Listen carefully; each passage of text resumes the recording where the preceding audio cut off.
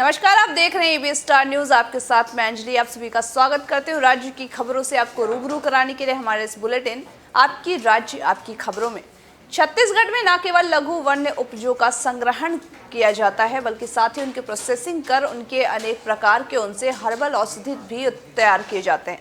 आपको बता दें कि इन कार्यों से युवाओं और महिला स्व सहायता समूहों को रोजगार भी उपलब्ध कराया जा रहा है। सीएम भूपेश बघेल और सचिन राव ने बुधवार को राजधानी रायपुर के कलेक्ट्रेट के समीप जीई रोड में हर्बल उत्पाद विक्रय केंद्र का निरीक्षण किया है। उन्होंने इस केंद्र में प्रसंस्करण इकाइयों से तैयार किए गए लगभग 120 प्रकार के हर्बल उत्पादों का मार्केटिंग एवं साथ ही विक्रय की जानकारी ली है। राज्य के विभिन्न वन मंडलों, जिला यूनियनों सहित स्व सहायता समूहों के माध्यम से निर्मित प्रमुख उत्पादों का विक्रय भी किया जा रहा है। इससे छत्तीसगढ़ के वन उत्पादों के मार्केटिंग और विक्रय केंद्रों को विक्रय कार्यों को भी बढ़ावा मिला है। उन्होंने यह भी बताया कि प्रोसेसिंग से यूनिटों की स्थापना के बाद स्थानीय लोगों की आय में बढ़ोतरी भी देखने को मिलेगी।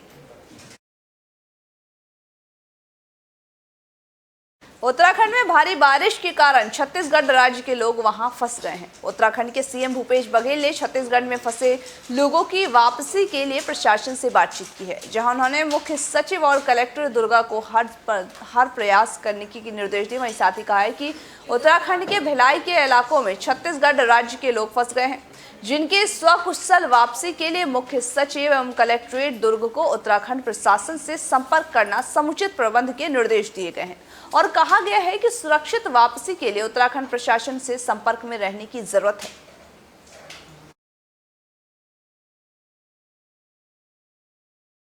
छत्तीसगढ़ सरकार के वन मंत्री मोहम्मद अकबर के जिले में वन परिक्षेत्र का हाल बद से बदतर होता जा रहा है, जहां लगातार जंगलों में अवैध कटाई का मामला सामने आ रहा है। आपको बता दें कि जिले में इन दिनों वनों की अवैध कटाई भी लगातार जारी है। साथ ही वन भूमियों पर अतिक्रमण भी हो रहा है, जहां कीमती लकड़ियों का अवैध तस्करी जोरों पर है। जहां इस क्षेत्र की सुरक्षा की जिम्मेदारी वन विकास निगम के अधिकारियों ने लिया है, जिनके कार्यशैली पर कई तरह के सवाल भी खड़े होने लगे हैं। अगर सूत्रों की माने तो पेड़ों की अवैध कटाई का जिम्मेदार यहां के अधिकारी कर्मचारी हैं, जिनके संरक्षण में अवैध कटाई हो रहा है, जहां सिर्फ अधिकारी व अवैध तस्कर ही पहुंच सकते हैं, जिसका फायदा अवैध लकड़ी तस्कर भी उठा रहे हैं और यहाँ पर वन रक्षक ही भक्षक बन बैठे हैं।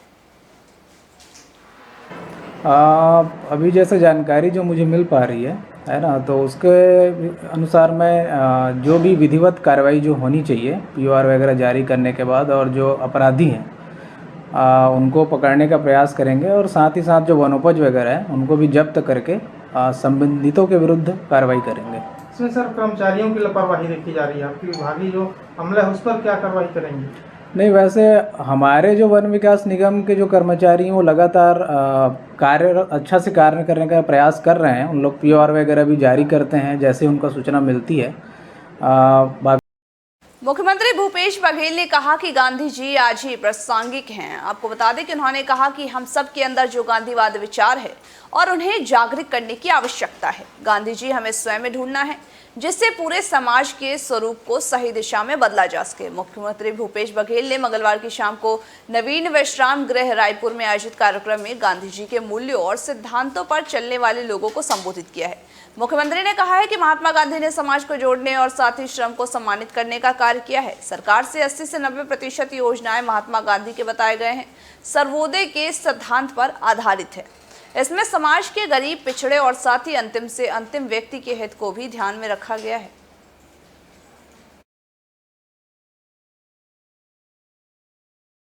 पुलिस अधीक्षक प्रशांत अग्रवाल ने रायपुर पुलिस के समस्त पुलिस अधिकारियों एवं थाना प्रभारियों को नशे के खिलाफ सख्त कार्रवाई करने के निर्देश दिए हैं, जिसके बाद समस्त पुलिस राजपत्रित अधिकारी व साथ ही थाना प्रभारी अपने मुखबिर लगा करके थाना सिविल लाइंस पुलिस की टीम को सूचना प्राप्त हुई है। कुछ व्यक्ति 4 पहिया वाहन में गांजा रखकर केनाल लिंकिंग रोड की ओर जा रहे थे। वहीं पुलिस ने तस्कर को गिरफ्तार भी कर लिया है। वाहन के अंदर कुल 2 व्यक्ति सवार थे, जिनसे पूछताछ करने पर अपना नाम मनोज कुमार अग्रहरि एवं ऋतिक अग्रहरि निवासी कौशाम्बी का बताया जा रहा है। टीम के सदस्यों ने वाहन की तलाशी लेने पर वाहन में प्लास्टिक की अलग अलग पैकेटों में मादक पदार्थ गांजा भी प्राप्त किया है। आरोपियों को गिरफ्तार कर उनके विरुद्ध थाना सिविल लाइंस में अपराध नारकोटिक्स ब्यूरो के तहत ही केस भी दर्ज कर लिया गया है।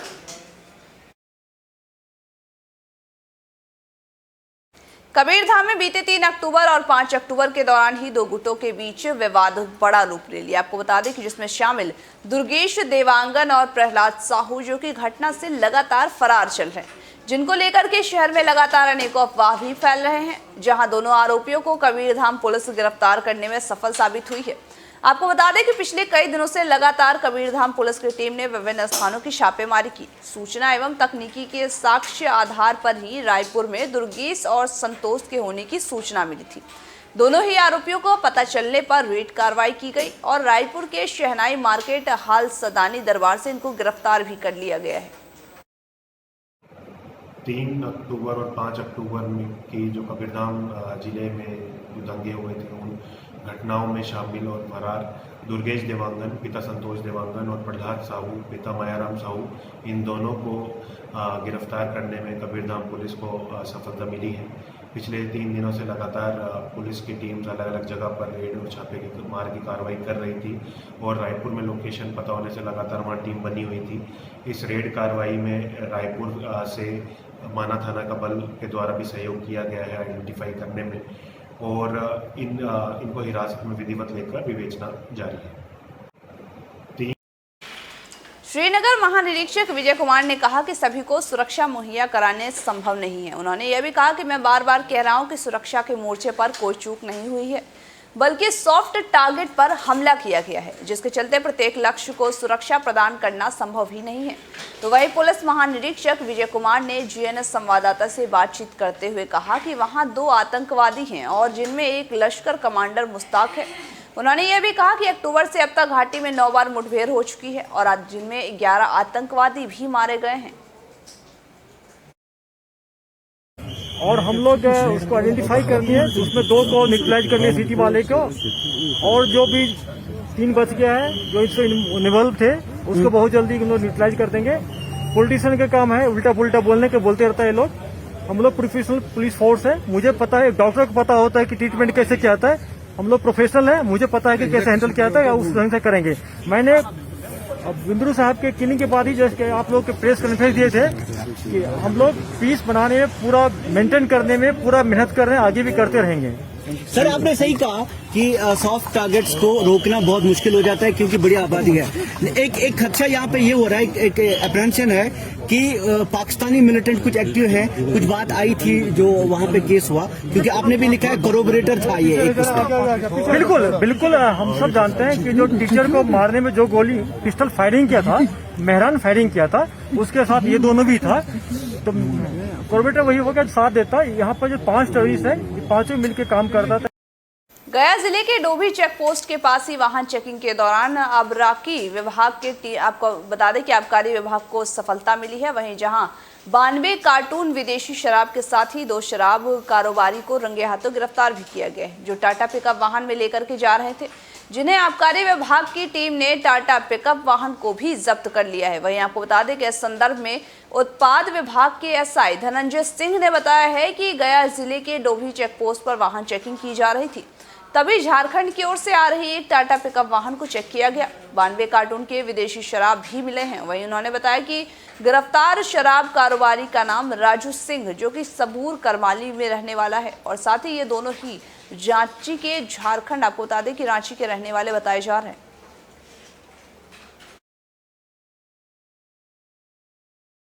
बांग्लादेश में हिंदू और हिंदू मंदिरों पर हुए अत्याचार के विरोध में बुधवार को हिंदू युवा शक्ति संगठन के अनेक हिंदू संगठनों ने प्रदर्शन किया है। यह प्रदर्शन गया के इस्कॉन मंदिर से निकल करके जयप्रकाश झरना काशीनाथ मोड़ पर समाप्त हुआ। वह इस संदर्भ में हिंदू युवा शक्ति संघ के प्रवक्ता पंडित राजा आचार्य जी ने बताया कि विश्व में हिंदू सबसे ज्यादा प्रताड़ित हो रहे हैं। अनेकों देशों में हिंदू मंदिरों में तोड़फोड़ की जा रही है, हिंदू साधु संतों की निर्मम हत्या की जा रही है। इस्कॉन मंदिर के पुजारी जगदीश राम दास ने कहा कि बांग्लादेश में इस्कॉन मंदिर पर हुए हमले तथा साथ ही हिंदुओं पर अत्याचार को लेकर के इस्कॉन मंदिर के सभी हिंदू संगठनों के साथ मिलकर प्रदर्शन किया जा रहा है और बांग्लादेश में जो विजयदशमी पर्व के दिन जो साधु संत की हत्या एवं साथ ही मंदिरों में तोड़फोड़ की गई, उसकी कड़ी आलोचना करते हुए सभी दोषियों को कड़ी सजा दिलाने के राष्ट्रपति महोदय से मांग भी की गई है। हम सभी हिंदू संगठन जो दशहरा पर्व के अंतर्गत भारत देश एवं विदेशों में, बांग्लादेश में इस्कॉन मंदिर, जो अंतर्राष्ट्रीय इस्कॉन मंदिर है, जहां संपूर्ण विश्व में इस इस्कॉन मंदिर की एक शाखा है, जहां जगत कल्याण के लिए, गरीबों की सहायता के लिए, महिला के संरक्षण के लिए अनेकों आयोजन किए जाते हैं। उस मंदिर में तथाकथित जिहादी मानसिकता वाले कट्टर चरम पर बौद्ध गया नगर परिषद के कार्यालय के सभागार में छठ महापर्व की तैयारी को लेकर के बैठक की गई है, जिसमें नगर परिषद बौद्ध गया के कार्यपालक पदाधिकारी कुमार ऋत्विक ने बताया कि इस बार छठ पूजा में पंचहटी छठ स्थित काली मंदिर घाट पर मनाया जाएगा, जहां इस घाट में विशेष साफ सफाई के साथ ही लाइटिंग की व्यवस्था भी की जाएगी। साथ ही महिलाओं की सहायता के लिए अतिरिक्त महिला पुलिस बल को भी तैनात किया गया और वहीं महिलाओं के लिए चेकिंग रूम और साथ ही चेंजिंग रूम, वही बुजुर्गों के बैठने के लिए पंडाल में कुर्सी की व्यवस्था की गई है और साथ ही दूर के 7 इलाकों में गाड़ी में पहुंचने वालों के लिए पार्किंग की व्यवस्था भी की गई है। उसके साथ ही एम्बुलेंस की व्यवस्था भी यहां रहेगी। उन्होंने यह भी बताया कि बौद्ध गया के पुराने घाटों के साथ ही नगर परिषद में शामिल हुए नए घाटों में साफ सफाई आदि की पूरी व्यवस्था की देखरेख भी की जाएगी। मेन ये बैठक था जो छठ महापर्व के अवसर पर रखा गया था कि 15 दिनों के बाद छठ महापर्व आने वाला है, उसी की व्यवस्था के लिए कि हम लोग क्या क्या नगर परिषद से व्यवस्था कर सकते हैं, उसी के संदर्भ में बात हुआ है। साफ़ सफाई पे, लाइटिंग पे, चेंजिंग रूम पे, आदर्श घाट बनाने की बात हुई है।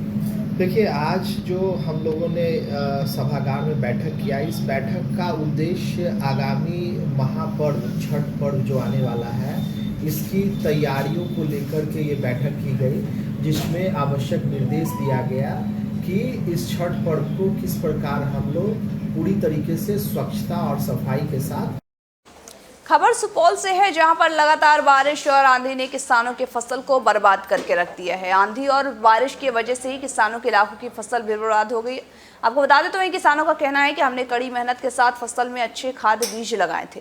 रात में आए आंधी और बारिश ने हमारे लाखों की फसल को क्षतिग्रस्त कर दिया है। तो वहीं लाचार किसानों का ये भी कहना है कि अब हमारे पास इतना पैसा तक नहीं है कि हम दोबारा फसल को डाल सके, खाद डाल सकें, और इसीलिए सरकार से हम अपील करते हैं कि इस आपदा से हुए नुकसान को उबारने के लिए हमको सरकार से मुआवजा देने की मांग की गई है।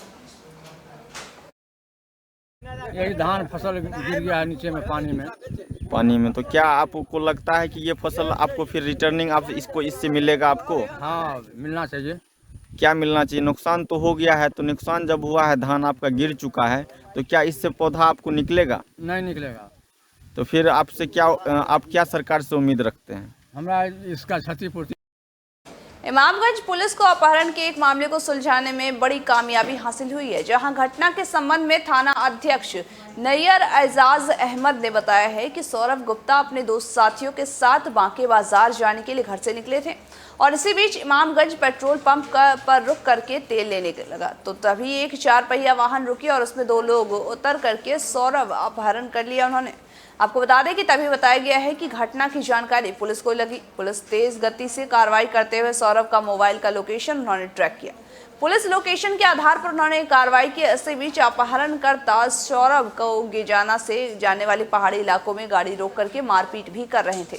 इसी बीच ग्रामीणों की भीड़ भी उमड़ पड़ी, तो वही ऐसी सूचना पर पुलिस को दी गई। पुलिस घटनास्थल पर पहुंच करके अपहरणकर्ताओं को गिरफ्तार कर आगे की कार्रवाई में जुटी हुई है।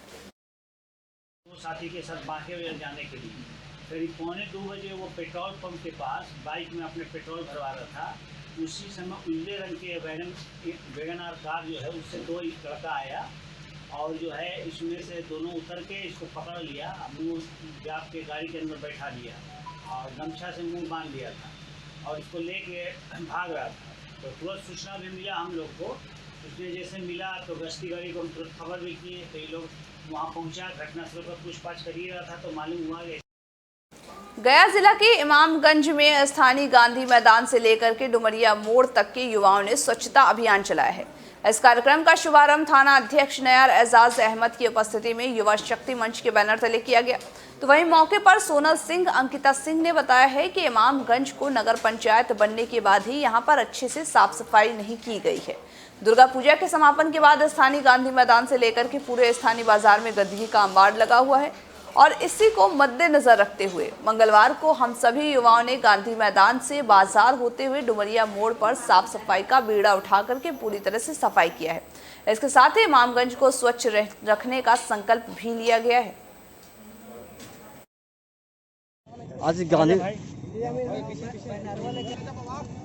आज यहाँ पर गांधी में काफ़ी गंदगी का मार लगा हुआ था। यहाँ पर आप लोग के सहयोग से यहाँ पर युवा लोग आगे आए हैं और सफाई को कर रहे हैं, क्या कहेंगे?